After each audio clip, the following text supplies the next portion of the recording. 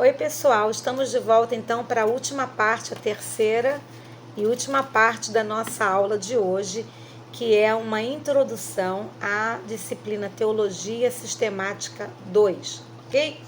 Então, eu quero contar assim brevemente para vocês como é que essa história dessa teologia, como é que ela foi se construindo, como é que ela foi se consolidando, né? Então, a tentativa de organizar as várias ideias sobre a religião cristã, os vários tópicos, os vários temas da Bíblia, né? De um modo simples, em um sistema simples, coerente, bem ordenado, é uma tarefa relativamente recente. Então, não é desde a igreja primitiva que os pais da fé tentaram sistematizar todos os assuntos que poderiam ser sistematizados e chamados de teologia sistemática, teologia cristã. Então, por exemplo, na ortodoxia oriental, um exemplo antigo é a exposição da fé ortodoxa de João de Damasceno, lá no século VIII.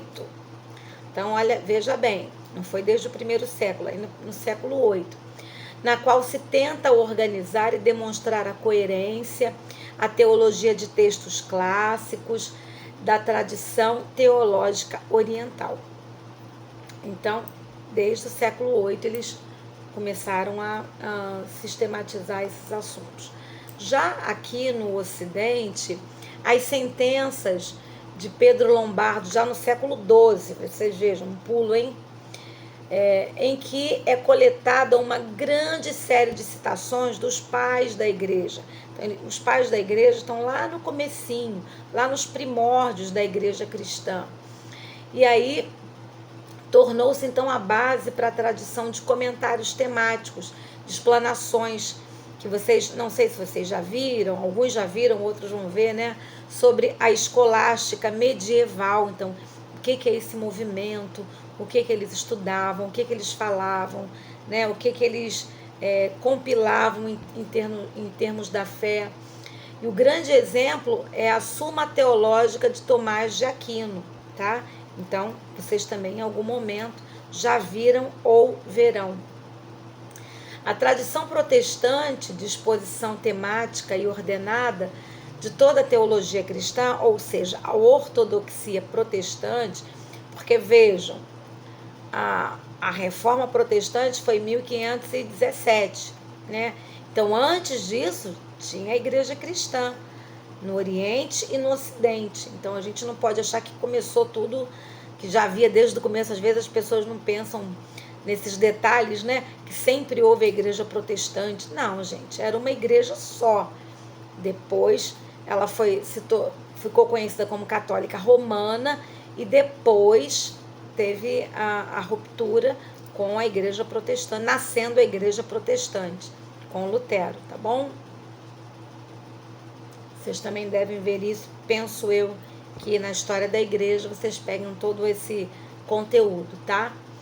Então, esses comentários temáticos, explanações da escolástica medieval, que o grande exemplo, como eu falei, é a Suma Teológica de Tomás de Aquino, a tradição protestante de exposição temática e ordenada de toda a teologia cristã, ortodoxia protestante, já surgiu mais tarde, né, no século XVI, com lugares comuns, né? Então aí a gente vai ver o que Calvino, por exemplo, disse, o que Lutero disse, né? O que eles escreveram, né? Enfim. Já no século XIX, especialmente no círculo protestante, aí vai surgir um novo modelo de teologia sistemática, numa tentativa de demonstrar a doutrina cristã, que essa doutrina formava um sistema coerente, baseado em alguns axiomas centrais. O que significa isso? Em alguns pontos fundamentais, em alguns pontos verdadeiros, alguns pontos que não exigiam comprovação, porque eram tão elementares da fé cristã, que eles não exigiam comprovação, outra comprovação que não fosse a fé, como, por exemplo, os milagres e a própria ressurreição de Jesus, tá? Mas alguns teólogos se envolveram, então, numa drástica reinterpretação da fé tradicional com o fim de torná-la coerente com estes axiomas. Então, o que acontece?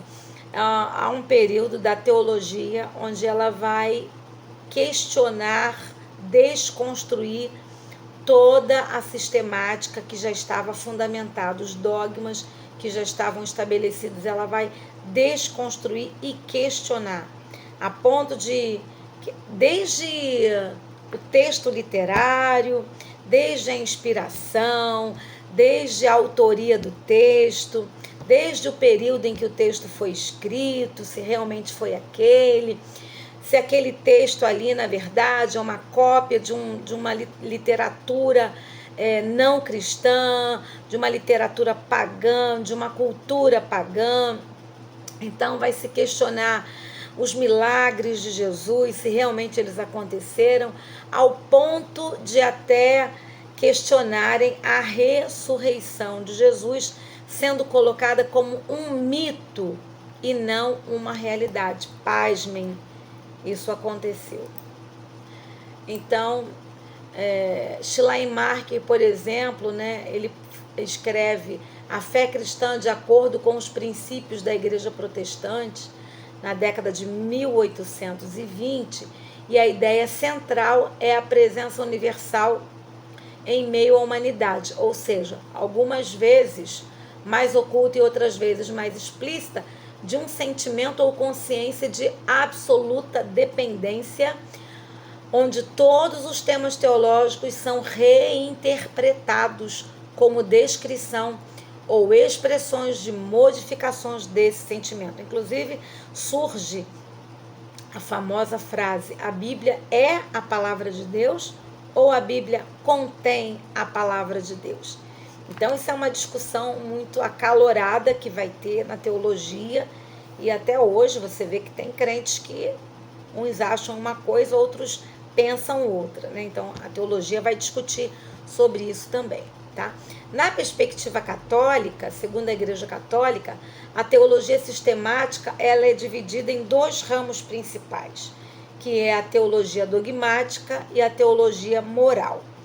A teologia dogmática, que também é chamada de teologia fundamental, ela expõe e estuda sistematicamente as verdades fundamentais da fé. O próprio nome já diz, né? Teologia dogmática ou teologia fundamental. São aquelas verdades eternas, obrigatórias para todos os cristãos nos seus aspectos materiais e formais, tá? Então, são as pilastras, né? Os basilares da fé.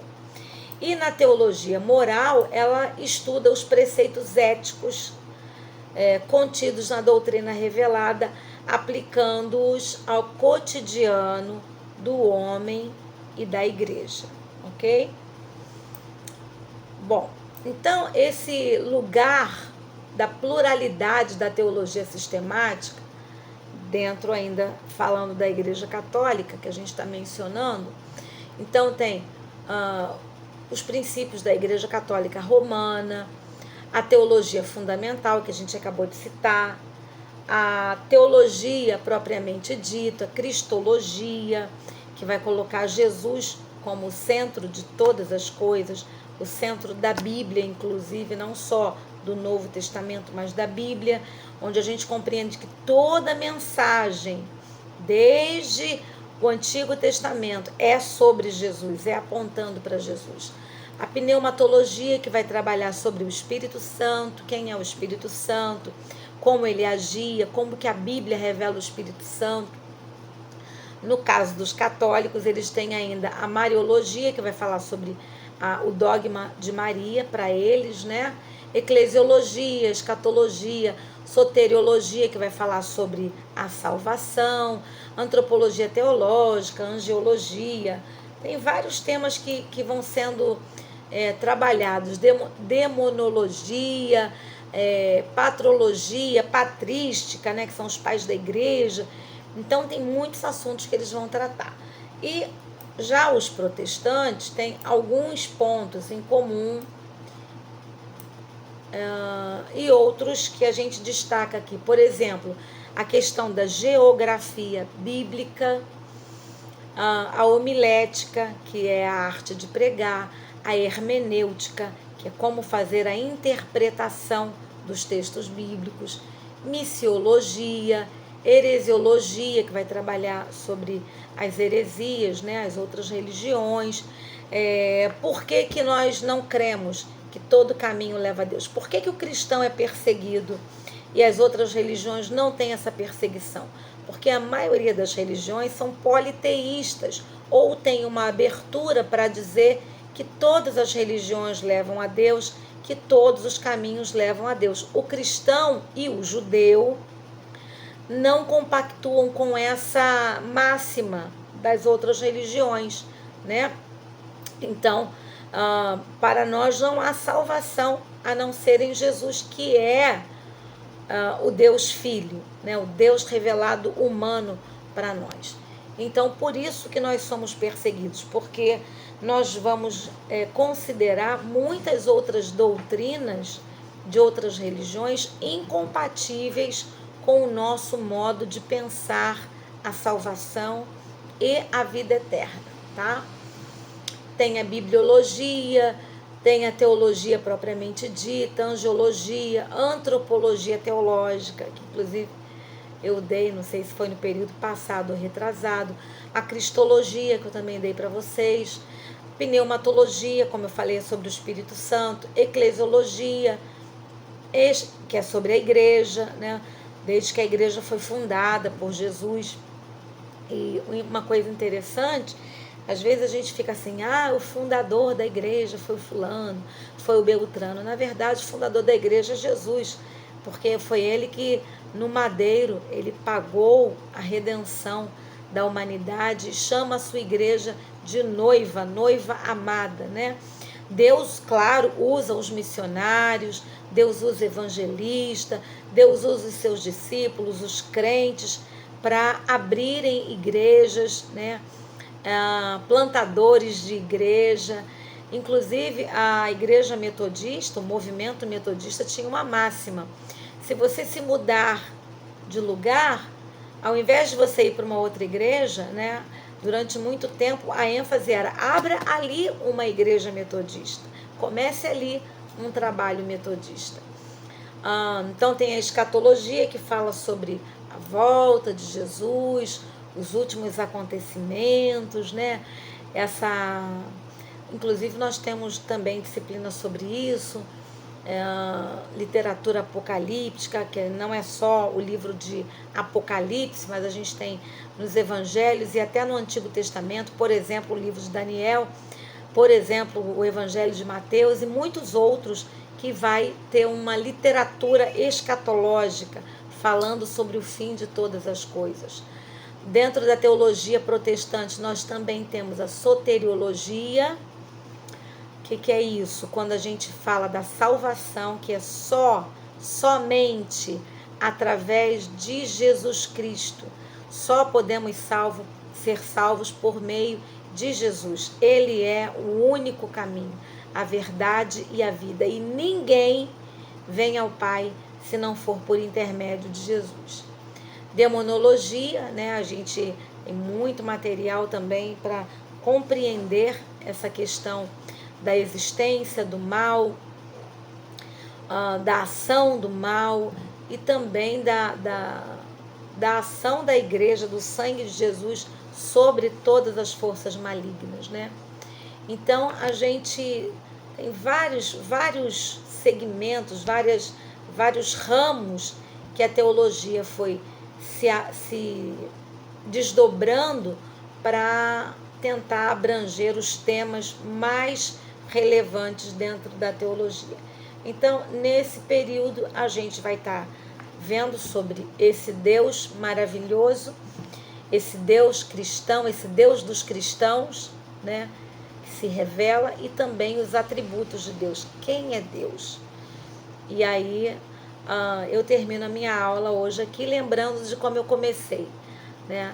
Ninguém explica Deus. A teologia é uma tentativa, mas plenamente nós o conheceremos face a face, o conheceremos como somos conhecidos quando nós estivermos lá no reino dos céus. Enquanto nós estamos aqui na terra, nós estamos num momento provisório, aguardando as bodas do Cordeiro, aguardando o dia em que estaremos com o Senhor, né, na sua glória, no seu reino.